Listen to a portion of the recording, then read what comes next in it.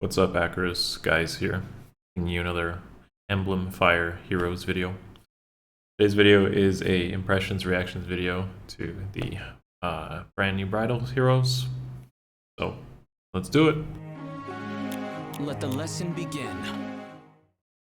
Okay guys, so if this is your first time watching a reaction impressions video from me, I'm just going to preface this by saying it's my opinion, so everyone has different opinions. Feel free to provide yours in the comments.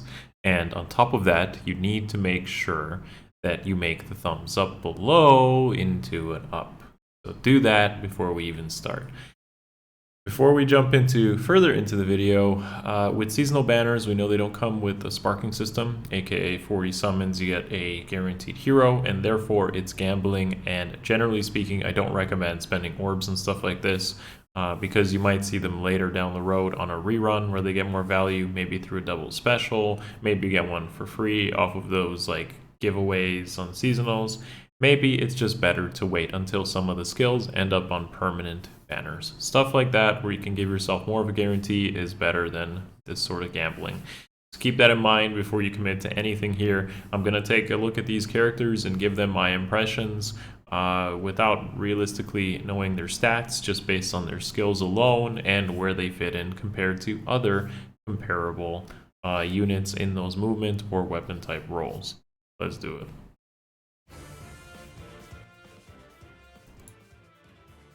Alright, bridals, let's go. Okay. First up is Saul from Fire Emblem 6. I gotta admit, guys, I did not use this guy when I played Fire Emblem 6, so I forgot he existed. And that's a shocker to me, him being a seasonal and whatnot. So I don't know who this is. It is a cav healer though, and I do like cav healers quite a bit because cav healers are an integral part of a solid defense team. And as we'll find out in a moment, his skill set lends fairly well to that role by coming with odd recovery again. Funny thing is they don't want to give us even recovery because honestly even recovery is not as good as odd. Most of the combat in Ether raids happens on the odd turn, so of course odd recovery. And despite that, I still wouldn't suggest going for this. Like this guy has C dual cavalry 4 and odd recovery and even a decent staff and healing. So this is about as close as 2 bait as it gets. But I think in time we will likely see odd recovery. Or remember that odd recovery's initial run had a spark through Winter Sephron. And of course he could come back on a double special. So both of them, not only Sephron, but Saul as well. C dual cavalry I'm going to cover in like another video and give you guys candidates for that, but to be honest it's not that impressive because we don't have any mythics or legendaries who really take advantage of that, except Leaf, legendary Leaf, but to be honest he doesn't take advantage of it because he has like that built-in dual skill that gives him a bunch of stats or a bunch of score. So realistically this dual skill is not as impressive as some of the other ones that we might have been expecting. Odd recovery is amazing, but I would honestly wait until we could form a soul that on a calf healer, or it just becomes permanent and you're guaranteed odd recovery within a set amount of orbs. Those are the two key factors here.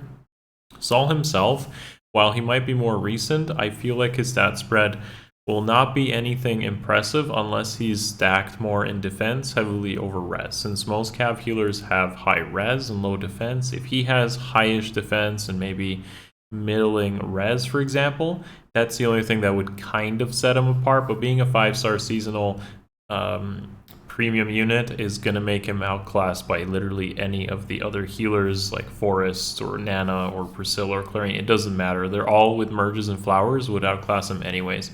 So this is like a lot of fodder, and I'll cover C dual cavalry in a future video. But skip. Just skip. Haha, see? Him doubling there would imply to me that he probably has speed, but what do we know? Maybe that's a slow sword fighter. What do you think of the dress? Good? Too good? Okay, so Shanna's my favorite from Flyer, Pegasus Knight Flyer from Fire Emblem 6, so that's cool to see her. And And as of my memory right now, I don't think we have a red bow flyer in the game. So that is technically something new. However, and I was asked this recently, which movement type do I think is the weakest right now? And I think it's actually flyers.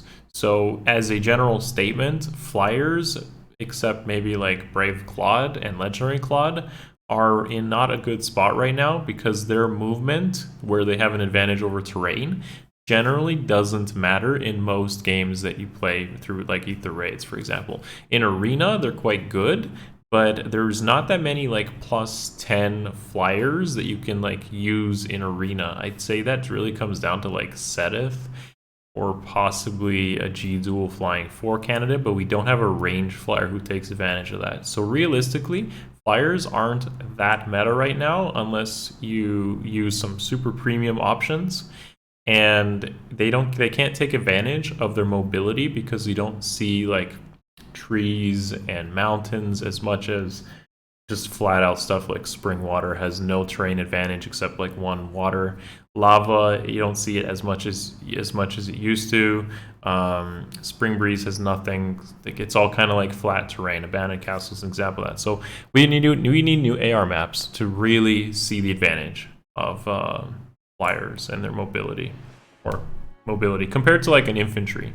The limitations of the B skills they have as well is a problem. Literally the best B skill you give a range flyer is Far Trace, and there's like nothing else. You can't give them like flights. You got to use something old like Dull Ranged or Desperation or Vantage or something, or Mystic Boost, I guess. And Far Trace is now what makes them pretty solid in B. But when you compare that to like infantry that has like null follow-up or null C-Destruct or lull skills or whatever, it kind of looks pretty sad. Far Trace is good though, but again, Cavs can use that as well, so it doesn't really make them stand apart.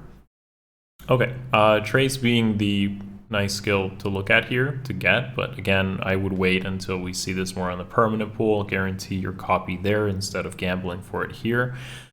The inheritable bow is essentially like I feel like it's just like a form of true damage in an inheritable weapon, which is oh, it's not inheritable. Sorry, mistake.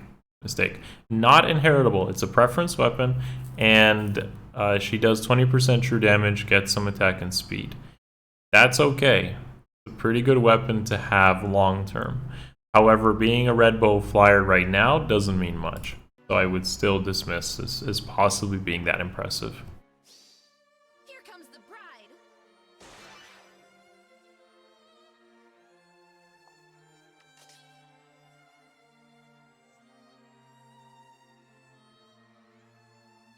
Once again, I am dressed as a bride, and it makes me just as happy as it did the first time. A lot of Fire Emblem 6 representation, so that's cool. There's like 3 seasonals here. Juno is more forgettable, but I do remember her from playing Fire Emblem 6. So, but I think I just prefer Shanna anyways. Whatever to me. Blue Tome Flyer being the 4-star focus. We had this already through loot, summer loot, so feels a little bit like a repeat. Fodder is whatever, honestly. And the weapon is, I feel like a variant of Silver Goblet, but potentially slightly better. So that's an inheritable that gives attack and res. If you remember Silver Goblet's distant guard. On range units, you get defense and res. This one also buffs the user and buffs allies. I think if you give it to like a supportive blue tone, such as Renea or Dancer Ninian or something, then you can combine supportive capabilities, but also keeping your unit fairly effective at potentially getting kills. Interesting inheritable, but not worth spending any orbs for, if you ask me. Because those support options I don't feel would be better than the plethora of other options that you could get.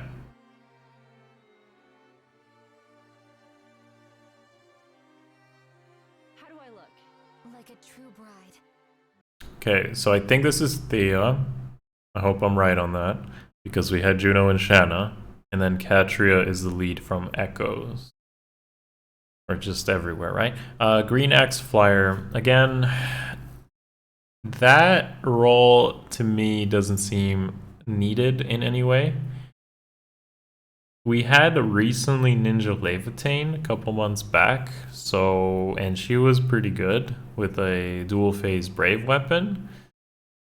So I'm not really sure where to place Catria, but let's look at the skills. I assume she'll be fast, like all her variants have been. Okay, so she has a slaying weapon. She has near trace. She has a pretty good set of skills. And from the looks of it, she has a effect similar to what young Tana had, where she's able to basically flyer formation within 2 spaces. But on top of that, set up a sort of triangle attack. And if I'm inferring this correctly, and based on what we'll see in a moment, a triangle attack is essentially as long as you're within close to 2 allies. And her weapon lends well to that. You get a brave effect, plus you get additional attack and speed. I know that the triangle attack is pretty solid from my usage of using Pala Est and Catria, both on defense, offense, arena assault, all that. But it doesn't really have much of a place in offense unless you run into like these stationary ball type teams. And in arena, it's good, but again, you would need like a +10 of the character to really get use out of that. So that really limits the amount of people who can do that. And finally, on defense, it could be good, but setting that up is really difficult. The cool thing here is it doesn't seem like it requires flyers, despite triangle attack mostly being flyers. Not every game has been flyers, but mostly being flyers. What is appealing is, of course, the fodder being trace. And trace skills will be really good as soon as they become more available. I'm not extremely impressed, but this seems more like a player phase variant of Ninja Levitain, who doesn't really lack in player phase anyways. As you can see here, we had Juno and Shanna nearby for that triangle attack effect, which gave you that brave double. Okay, and for the harmonious skill, we got just a auto double from the looks of it, but also a desperation auto double as long as you're from the game as well. So it's not just her, but 2 allies from those games, which is Echoes and Binding Blade. That's kind of cool. Her stat spread is as I said I thought it would be, which is high attack, high speed, lowish defense, and res. Harmonious skills and dual skills in general don't really matter too much nowadays. Like, doesn't really matter what they release, because when you consider stuff like like dominance and even Winter Altina's like vantage effect, you rarely can really, or even Linja's self dance, you rarely get the chance to use these until like mid to late in a match, like an AR match, because you have to either snipe the dual hero or duo heroes or a dual hindrance building, which is well protected. I've rarely run into a good map that didn't use dual hindrance nowadays. So it's been a fairly adaptive meta where a lot of these dual skills just don't really matter in AR, for example, but they're nice to have, I'd say, resin battles, or if you could use them in arena.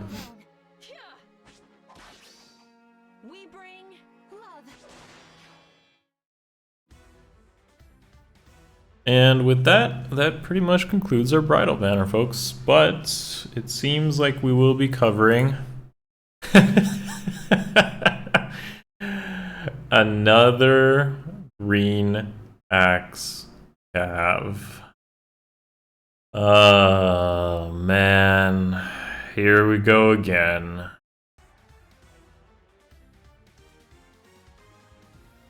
Also note the banner does go on for a month, so you have plenty of time to make decisions like this for auto recovery or C dual infantry 4, which I feel is the most appealing thing here. But again, might be better to wait because there's no guarantee.